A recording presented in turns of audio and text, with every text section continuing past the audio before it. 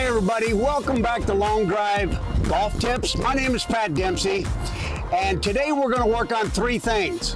One is we're going to work on your club path and flight selection, fade, straight, draw, and then we're going to talk about how important it is to hit it center on the face. And I'll show you a little trick.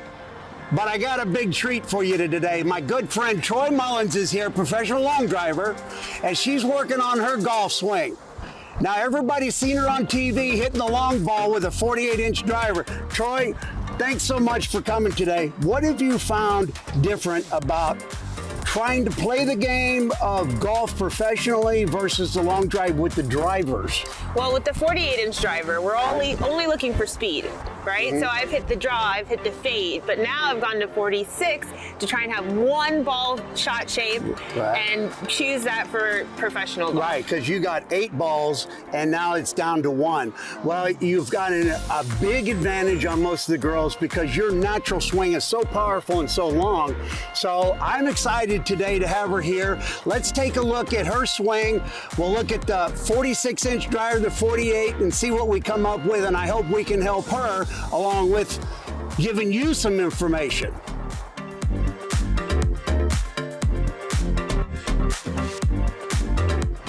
Okay, I'm here with my friend Troy Mullins, and we went over her playing swing, mostly designed for a fade shot. And now we have her in a 48-inch club, a long drive version. We've got the loft way down, and she's gonna hit a couple of hard balls for us. And I'm excited to see this. So now, when it comes to long drive, you know, what's the main thing that you're going to start off doing? Turning a little bit more, right? Yeah. Because you've always had great flexibility in your shoulders and good strong legs, so you've always taken it back a little further. And knowing that you get 8 balls to hit 1. Yeah. So worry less about the fairway and more about the speed. now, you're probably going to go back to a little bit of a straight or a draw type of ball flight, right? Yeah. Okay. All right. Okay.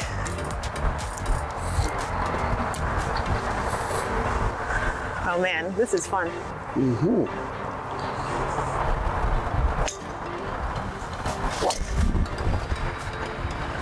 That's pretty good. Yeah, that's pretty good. I wish you could be here to hear the driver going by. I'm embarrassed to take a swing now. Oh boy. Now, I was looking at your videos earlier. Were you? Yeah. What do you see? I noticed one thing that I want to share with you, that when you're typically hitting draw shots, your money ball with long drive, your shoulders have typically been a little bit more square or closed, and so is your stance, but nothing else is different right now. I know you're setting open. Because I'm so used to the fade, right? Right. Okay. So I'm going to check my shoulder. Right. All right.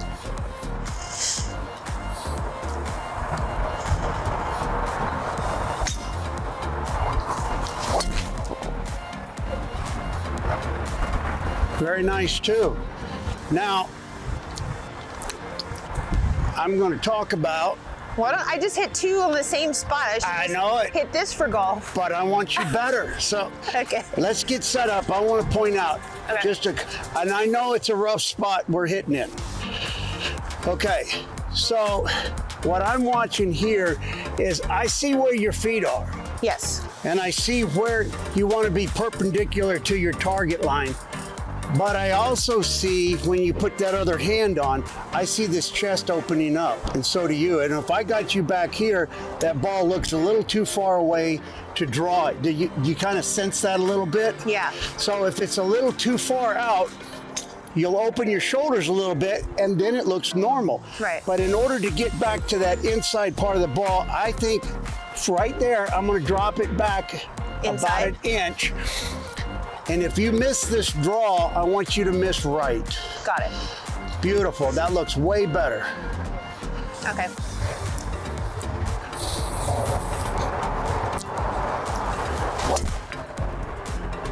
Nice. Ooh. Very nice. That was nice. I think you compressed that ball a little better. I'm not sure, but did it feel a little back into you? It did. Okay. Now, for our long drive listeners, when you're competing, Troy, and you're standing over the top of that ball, you got 5,000 people watching you and cameras on. Where are you in your head at this point right here?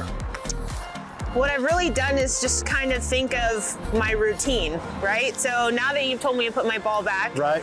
that's one of the first things I think about, where ball position is. Right. My second thought is when I take it back to have a full finish, and then to actually hold my finish or to envision what it feels like. Right. In my years of competing, once you go out and you practice and you get in a mindset, no big deal, you're not nervous, and nobody has you on a time clock, Right. and nobody's there. I noticed, and you used to do this, you used to get a little nervous. And in your long drive community, when you get up on that tee box, things will change. And typically, your setup will change and the speed. So maybe next month we'll do an episode on the mental aspect of long drive.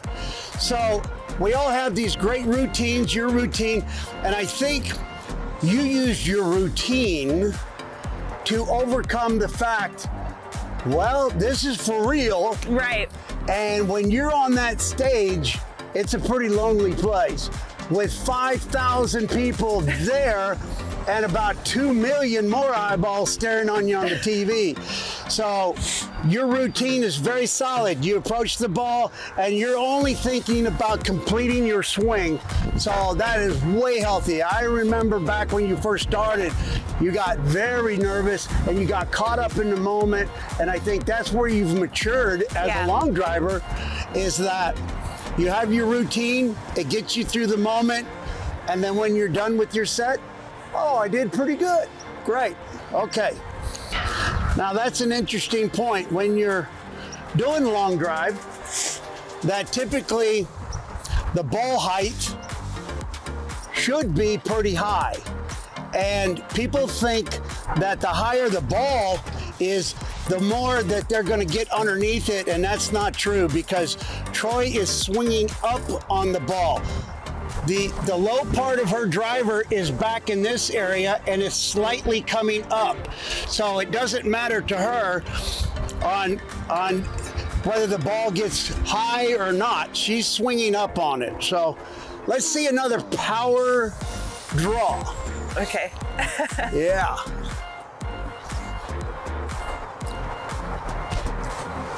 There you go. Good setup.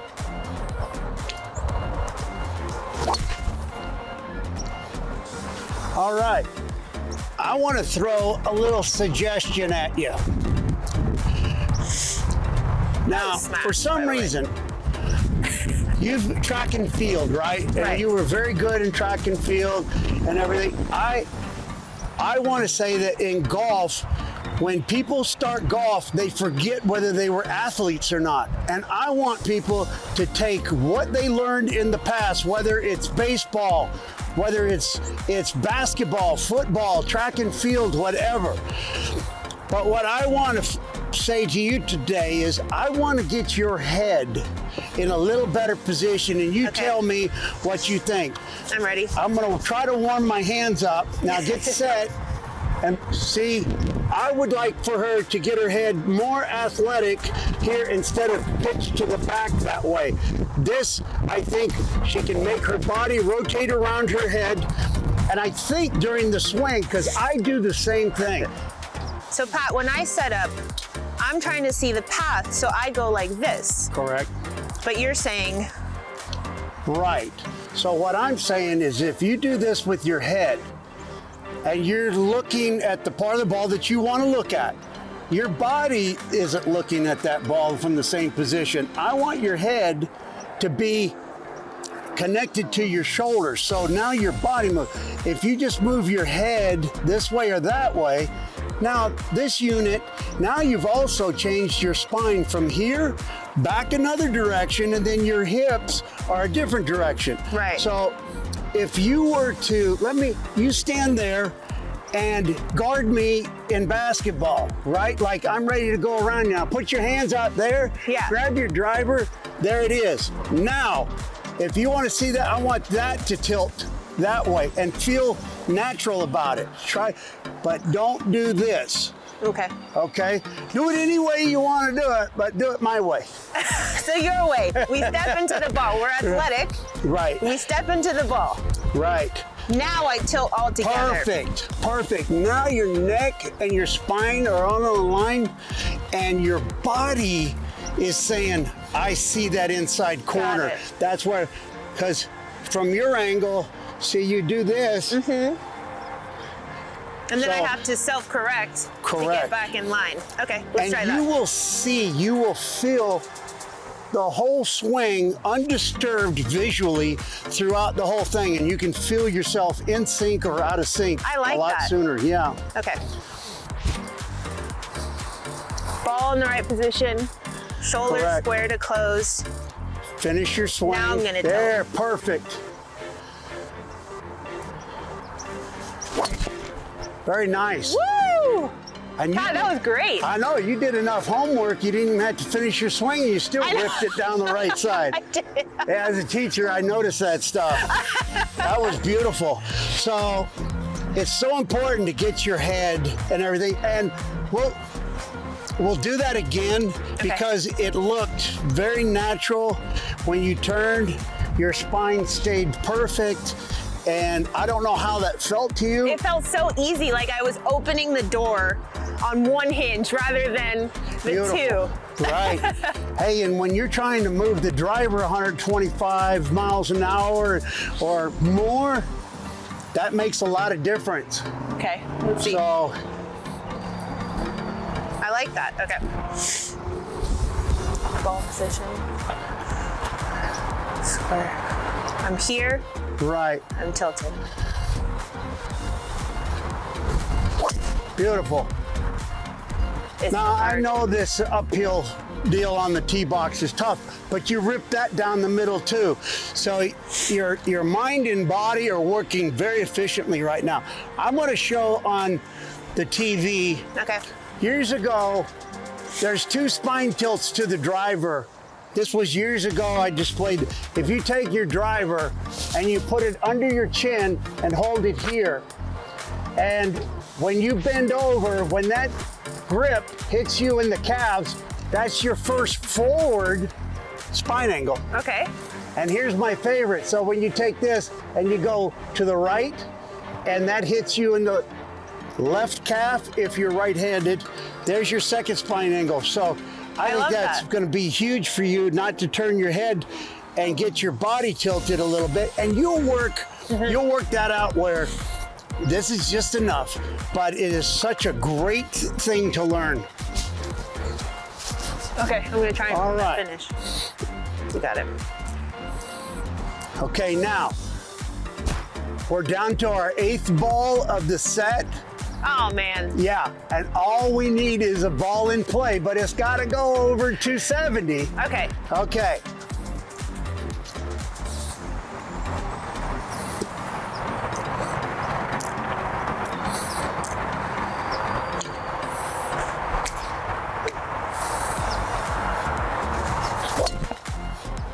There you go. That's why they consider you one of the best right there, right?